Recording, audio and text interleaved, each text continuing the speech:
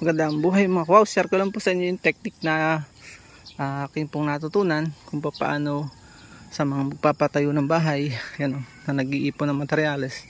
Kalimitan po ng nag-iipon ng materyales ay nasasayang lang yung mga buhangin, hollow block.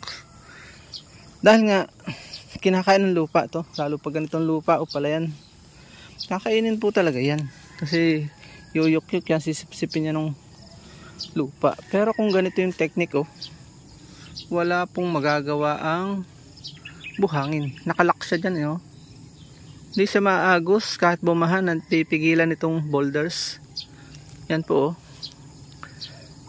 Kaya kung kayo magpapabahay, parang lamang ganito nang gawin nyo, kayo ng boulders.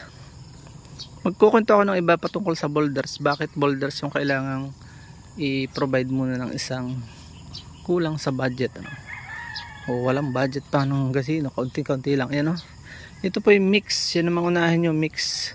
Pahuli na po yung pang asinta. Yan, nilagyan dito ng technique, nilalagyan ko yan ng abang.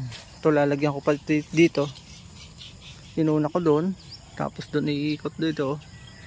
Hindi naman tayo nagyayabang, for the glory of God. Kaya ako po dinodocument na rin itong aking ginagawa, dahil hindi rin namin kaya, wala rin po kaming perang pampagawa. Kaya nga tayo vlog ng vlog extra income din, livelihood at pantulong sa kapwa. So yun, kita nyo, balikan natin yan mamaya. Dito tayo.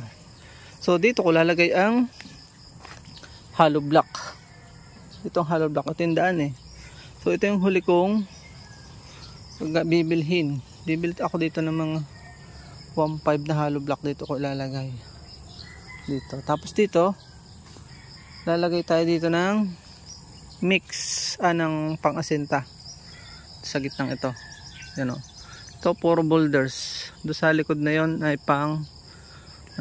panambak. Doon sa gilid na yon, dito ang mix, mga 5 truck.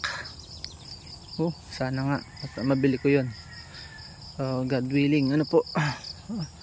Masarap i-truck ito ang inyo pong pagpapabahay natin, pagpapabahay, sapagkat doon natin makikita yung favor of God sa pagpaprovide niya ng mga materyales. Mag-ipon muna ng materyales para pag may 300,000 tayong hawak, pwede na may tayo. Ganun lang po kasimple, kasi mahal ang labor. Yan natin, balik tayo dito. So dito sa amin, ang hakot kung magkano yung materyales, yun din. Kaya ako nagsasakripisyo po kahit gabi. Hahataw ko yan.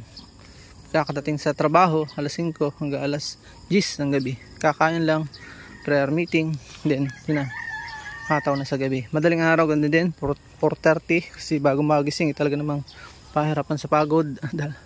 Yan, ganyan. Yan lang mga kawaw, may natutunan po kayo. Lock yan, hindi yan nagagalaw. Maraming salamat, bye bye, and God bless. Hanggang sa muli nating construction wisdom. Malapit ko, ilala ko na lang yan dyan, yung o-order po ulit ko ngayon, for the glory of God. Hindi tayo nagyayabang, for the glory of God. Kaya po natin dinodocument, at siyempre para tayo may content din, makatulong sa ating mga kawaw na nangangailangan ng wisdom sa pagpapabahay.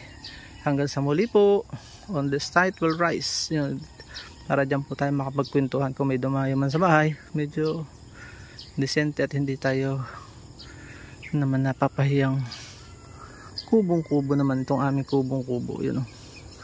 Natabunan talaga ng bahay kubo talaga yan, natabunan ng mga gulay, mga sili, kung ano yan, dami tanim ni Mrs. dyan, okra, kung dyan yung mga sa una kong channel, dyan ko kinukuha yung mga video ko, yung marami.